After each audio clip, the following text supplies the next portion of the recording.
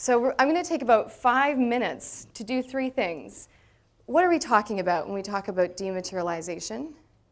And then how are we doing in terms of dematerialization? And then finally, why is this important now? Just like every species on the planet, we need food, shelter, clothing to survive and thrive. We're kind of an odd species because we collect a lot of things. And so this is a great series by Peter Menzel, who's a photographer. He went to different households around the world and asked them to put all of their stuff outside of their house. So here is a household in Tokyo, Japan. This is one in Mali. And how about Pearland, Texas? Inspired by this, 2 Chinese photographers went across China to look at different households in different parts of China. So here's another example of closer to Mongolia. I think what's interesting is that all of this stuff is really ultimately for our well-being, for our happiness. That's really why we have food and materials, not just to survive, but also to thrive. And more beyond that, our materials define us. You know, our identity, what I'm wearing now, you know, it tells a story about who I am. And so our materials are more than just our, the materials that we need to survive.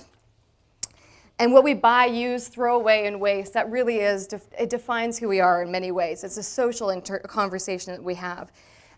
Often we think about dematerialization, we think about our household level. But I'd like you to expand your thinking from the household to think about how our households are nested within infrastructures, such as roads and the pipes and the things that Metro Vancouver takes care of.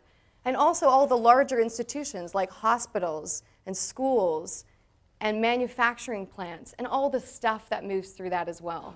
And each of these possessions that we have a secret life. When we pull the packaging off in a massive pipe for our infrastructure or a toy that we have for our households, it's already gone through a massive story. From extraction, from manufacturing, it's been traveling around the planet, it's been often advertised, arranged on the shelf, driven to our home. We use it, and then another story starts, the story of waste. Where does it go from there? Does it get repurposed or does it go to the landfill? And these stories of our stuff really connects us to a web of activity across the entire planet that crisscrosses the globe. As humans, we move a lot of stuff. We're a very strange species in that sense. This is Ed Bertinsky's photograph of mining, and we also do it in food systems. We change the entire planet in terms of our food systems, and this is flowers, tulips from the Netherlands. We use a lot of energy in order to move stuff around, and we turn it into beautiful things, aesthetically beautiful. And interestingly, we can cluster them. Households, basically, we use the most amount of material within our food and drink, within the construction of our houses, and within our mobility. So food and drink is about 23% of material use. Housing and infrastructure is 32% of material use. And mobility systems about 7%. There's a map of all the different kind of natural resources we have. We have abiotic materials like fossil fuels and ores. We have biotic materials like the agriculture, forestry, fisheries, water, land, and air. And look, this is from the World Resources Forum. We're using more of it over time because our populations are increasing. We're just producing more. So then what is dematerialization? If we're continually having more and more of this stuff, of course it's about vibrating, moving, and transporting ourselves to other planets. Oh, no, it's not about that. It's about replacing the rate of use and the negative impact of natural resource units per unit of economic activity. So it's trying to get the rate of amount of resources and its impact down. In other words, doing more with less. So in many ways, it's about efficiency. Well, how can we be efficient? How can we dematerialize? Well, there's lots of ways. There's at least 5. We can change the materials that we use. For example, copper wires transmit 24 voice channels, or about 1.5 megabytes of information per second. But far thinner optical fibers that you see here on the screen, instead of 24 voice channels, have 32,000 voice channels. And instead of 1.5 megabytes, they have 2.5 gigabytes of information per second. Or we don't need to use materials at all, like when we internationally decided not to have CFCs or ozone-depleting substances in our products. So how are we doing as the economy as a whole? Well, we've actually done quite well. We've got GDP increasing at about 23 times, and the amount of materials we use has only increased by a factor of 8. And so what you can get here is that within the global system, we've actually done a good job of increasing well-being with less stuff over time. But is it enough? And that's what the panelists will get to. So what's the problem dematerialization solves? Why is it important now? Well, it's because of the scale and scope of human activity and the rate by which we're using these materials. So all of you in the room, I'm sure, know that at the moment we're using up these materials at a rate and at a scope that the Earth isn't able to sustain. And we're creating waste at a scale in which it can't absorb those wastes. So, we've done quite well in terms of efficiency, but we need to do way more. As Julie says, imagine a world in which all energy is renewable, all gadgets are designed to generate their own energy, products are designed to last longer, to be recycled at the end of their lives. What about materials are circulated in the economy indefinitely or return to natural cycles? A world where our natural desires for novelty, for our own enjoyment of stuff are met in a way that are compatible with supporting a world of 9 billion people and other species. Imagine a world where we design out waste, design in a bright future, and if we don't ask for that world, we won't get it. So it's my pleasure to welcome up the SCORI community. I'm going to ask them to speak for 3 minutes each on a particular topic, and then we're going to go to a question and answer period with this wonderful panel. Our questions here are: what is sustainable consumption? How do we reconcile the increasing use of raw materials with the finite limits of the planet? And how can our lifestyles and the basic structure of our economic system be transformed? So that last question, how can our economic structure be reformed? We have one of the best people to talk about that right here in the room, Peter Victor. Hello. He's the author of Managing Without Growth, which is a great book. I would highly recommend it. It's basically about how do we change our economic system without slowing by design, not disaster. So I'm going to hand the microphone to you, Peter, and ask you, in light of our need to dematerialize, what does that do for the basic economic structure of our society? Back in the 1960s, I was a PhD student in economics at UBC, so I'm very glad to be back here. My dissertation was all about understanding the flow of materials through an economy, so from the point of view of resource use, how we use the materials, and the generation of waste, trying to unite fundamental physical laws to our understanding of the economy. And that was a very interesting exercise. When I sort of came back to those issues maybe 8 or 10 years ago, I became much more concerned about the overall magnitude of materials that we were pulling through the economy. You saw that graph that Vanessa put up showing how in the 20th century total material use worldwide went up 8 times. It's no surprise to me, therefore, that we're running up against these planetary boundaries that many of you will have heard about. So I began to think it's not just a question of efficiency, that's really important, but it's also a question of the scale of our economy. What would it mean if we were to manage without economic growth? Could we still have full employment? Could we still eradicate poverty? Could we reduce our greenhouse gas emissions to the extent that we have to, and so on and so on? Could the government still maintain a fiscal balance? And when I did that work in the first part of this decade, it was before the financial crisis. And so it got some attention, partly because the book came out just when the financial crisis came, and people said, hey, there's one economist out there who thinks this may not be quite so bad to see growth slowing down. Now, my current work is to bring together the financial system and what we call the real economy and natural systems all into one framework. We can imagine, we can model, we can work out what it would be to have an economy that didn't keep growing and yet still performed all these other important purposes. Some of the ingredients for that are that if we continue to become more productive over time, as we have in the past, so that each labor hour produces more output. Well, if instead of taking that increase in productivity out in terms of more output, which is what we've always done, we were to put more emphasis on just working less, having more time to ourselves, spending time with friends and family and building our communities, activities rather like this, then there's a way of reconciling improvements in productivity without having a growing real economy. It still leaves many other questions, and 3 minutes is disappearing very fast. But one of the questions is can our financial system work if the real economy is not expanding. And that's the focus of my research at the moment. And if you can invite me back in 4 months, I might have an answer to that. There's a lot of debate about it. There's a lot of debate about the fact the financial system is requiring growth in the real economy. And frankly, I haven't sorted that out yet. But so I just want to leave you with this thought. I don't believe that dematerialization, if it's just an efficiency measure, is going to be sufficient to deal with the pressures that our economies are putting on the planet.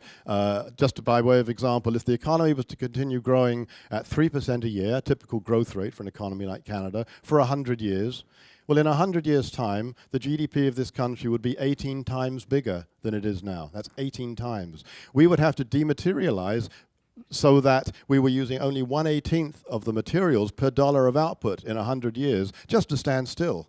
But we've already overstepped the boundaries. And so we'd have to dematerialize at an absolutely unprecedented historical rate to deal with the problem. So I ask you to consider not just dematerialization as efficiency, but in conjunction with what it would mean to be living with an economy that's not growing, and possibly one that's even smaller than we have now. Thank you very much. Great, thank you. Great. Thank you, Peter.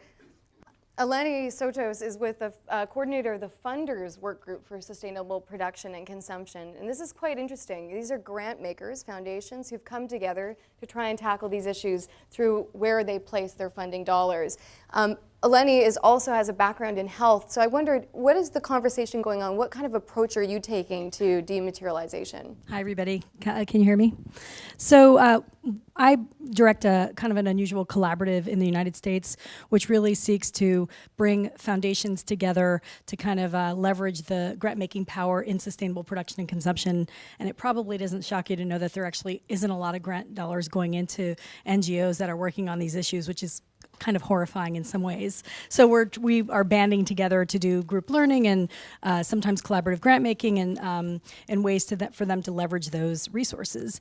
But as to Vanessa's question, I think that what we have learned over the past 15 years is that we really need to take a systemic approach to these issues, that you can't look at the environmental spectrum of problems in a bubble. So a lot of groups are working on climate without considering root causes of why we have climate change. A lot of groups are working on, and they're really doing fantastic work, but it's like when we don't look at things in a system, you don't necessarily make the impacts that you want to have. And so we're learning that we're taking much more of a systemic approach to the way that, for example, grants are made. And to Peter's note, with the New Economics Institute, they're really looking at framing the new economy issues in a much more systemic way as well. The other connection that I also noticed when I look at the goals here and creating a sustainable region, one of the big leverage points that we found in this work that I did with a group called the Collaborative on Health and the Environment is we should never forget the impacts to human and ecosystem health with all of these issues, especially around dematerialization or with impacts with contaminants that we can't lifestyle ourselves out of anymore. And there's a lot more power when families or individuals are looking at, gee, you know what, I don't care about climate change, I don't believe it, or whatever it is that your expectation is of those issues.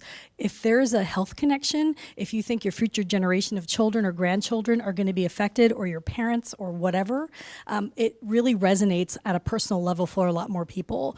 And so making sure that health is in that frame, I think, is really critical as well. Thanks, Eleni. Thank you, Eleni. So yeah. Maury Cohen has been, as you know, he's with the New Jersey Institute of Technology and TELUS Institute. He also has been a real expert on social technical transitions. So how do we make these kinds of transitions, and how have they happened in the past? So I'd ask you, Maury, if you could talk a little bit about perhaps even this conundrum about, does efficiency get us there? Okay, well, thanks, Vanessa.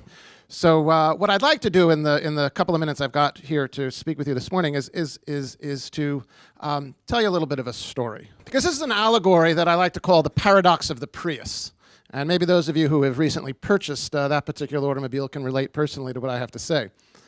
So let me tell a story in first person that I decide to get rid of my existing car. I go out to my Toyota dealership, I buy myself a Prius. I pat myself on the back for having done such a nice act of green responsibility and partaking in the enthusiasm surrounding green consumerism. And lo and behold, I begin to notice after the first couple of months of owning that car that my per mile cost of driving has fallen rather remarkably. That it doesn't cost me as much to drive my usual daily commute or to fill my car with gas. And over the course of a year, I may come to realize that lo and behold, I've saved myself maybe $500 or $1,000. And I've got then, as what Vanessa described as a conundrum. One way that you expend that money is by driving more. Another way that you expend that money is by transferring your expenditures to some other activity. So maybe Christmas time comes around, you decide, well, it's getting a little bit cold here in Vancouver. I'm going to get on a plane, I'm going to fly to Arizona or Florida or Hawaii. And your efficiency savings become very quickly squandered and expended. The point here is that one needs to be an extremely careful household accountant in order to capture your efficiency savings and to rechannel them into secondary or supplementary rounds of investment that are sustainability enhancing instead of sustainability depleting. And so as you proceed further in this focus on dematerialization, it's important to remember that sustainability is really a two-sided coin.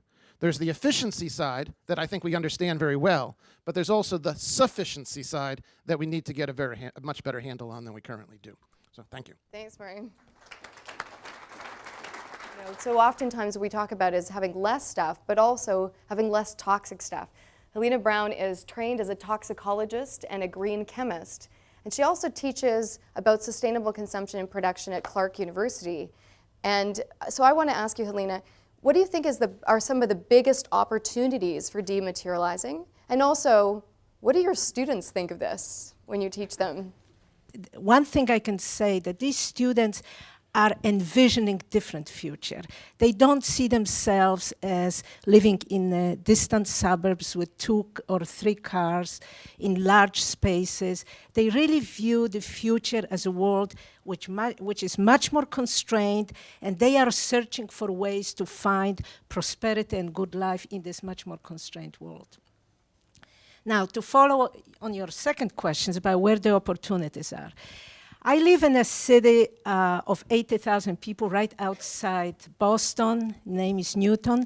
And in Newton, about 40% of all greenhouse gases, greenhouse gas emissions comes from the built environment, buildings, residential, institutional, commercial buildings. There is a huge opportunity to reduce this energy consumption. And as I was walking for one day around as a tourist here in your beautiful city of Vancouver, I saw a lot of new construction and still ongoing. And I think there is a tremendous opportunity to shift completely the type of buildings that are being designed and erected towards buildings that consume zero energy. This knowledge exists. It's known as passive house. That's a German name because that's where this technology was created. And in a passive house, you do not require any input of energy either for heating or cooling. It is designed in such a way that it's incredibly well insulated, but it also has very sophisticated ventilation systems and so on. And Europe is way ahead of us at this point. There are about 30-some thousand passive houses in Europe. In the United States, we have about 50, maybe 100. And where I see this transition taking place is it's going to take place in big cities that erect larger buildings for residential buildings. What we need to do is put in our collective consciousness the idea of performance of the building, longevity and quality. So this is a great opportunity, I think, for Vancouver and for everywhere else. Thanks, Helena. What's interesting about John is he gets asked very frequently to speak to government at all scales about these issues, and he also has focused his attention on well-being and human development. But I wanted you to speak a little bit about TELUS Institute and how it's thinking about dematerialization. John. The first point is that if you want to understand in any depth the problems that we're facing, you have to think historically to begin with. You have to go back at least to the 1950s and certainly perhaps before that. And you just have to consider the key experience of that period, which is an avalanche of stuff. Never before in the history of humanity have we been showered with so much new stuff. We've been showered by it for generations, and it's totally changed the way we think about things. That being said, we tend to think that the future is determined. It's the shower of stuff. It's going to push us in some determinate fashion. TELUS has done an immense amount of study of what Peter Victor referred to as the real economy.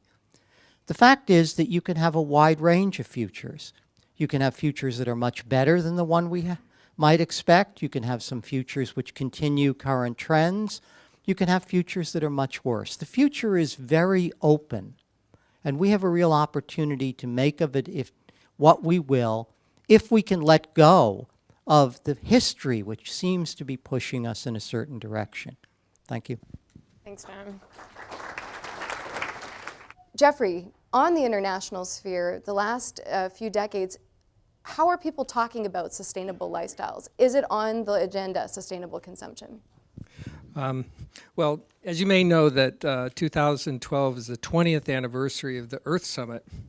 And back in 1992, that was a year of a major transition in my own life, when I moved from the private sector doing consumer research and market research and that kind of thing into the nonprofit realm of policy and sustainability in the UN and that kind of thing.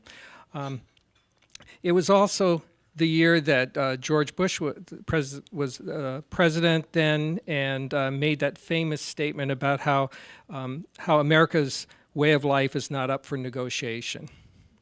That was like kind of, so he was kind of defining our position about lifestyles right there. The thing about that statement, though, is that when you think about it, is that Americans are continually negotiating their lifestyles. We're always negotiating. We're constantly in that process. Whether to take a job, to buy a house, to move to a different city, to have a child, to kiss the person next to you. Big decisions, big choices that we have to make. So our lifestyle isn't really about just what products we consume, but it's about the decisions we make about how we live. I hope you don't mind me grabbing these notes here. Now, economic myth assumes that we all make rational choices, which also assumes that we have the information we need.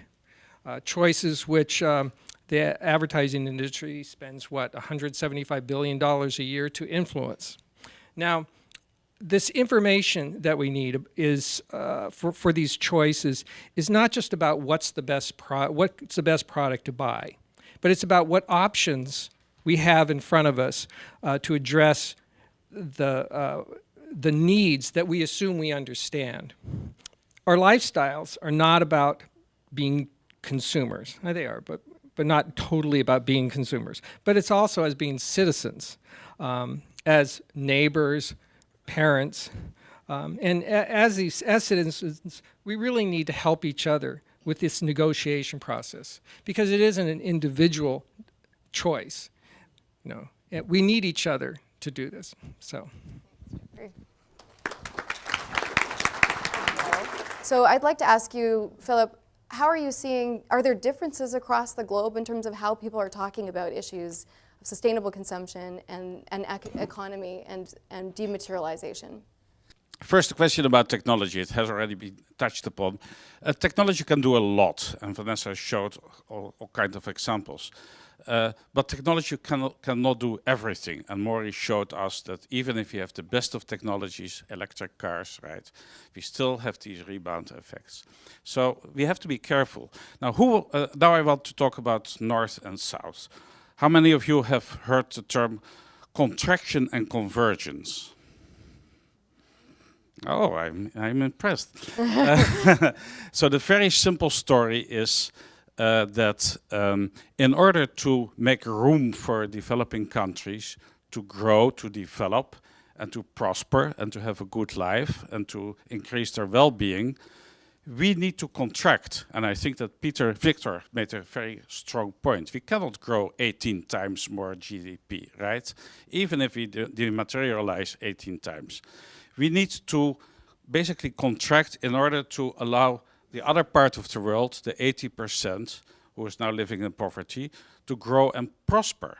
So that is the contraction, and the convergence is that we need to converge to a equity situation where the North is not so much richer than the South, but that we all are prospering and well-being.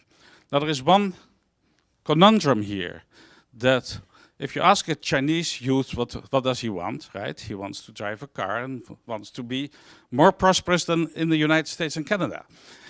This is not going to work at all. So not only do we need to rethink our lifestyles and our economy, but we also need to work together with the South in order to make sure that they are not going on the same unsustainable path as we are now. Thank you very much.